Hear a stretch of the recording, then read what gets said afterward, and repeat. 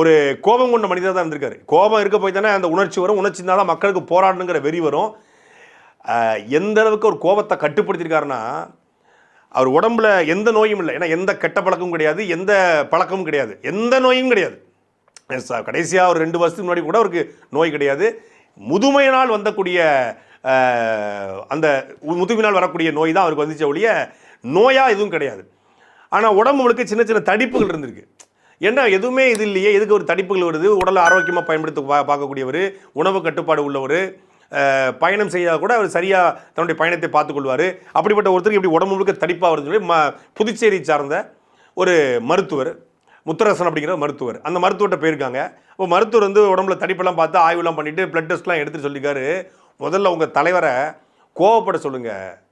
அவர் கோவமே படாமல் கோவத்தை அடக்கி வைப்பதனால தான் இது வந்து அலர்ஜியாக வருது, கோவப்பட சொல்லுன்றிருக்காரு.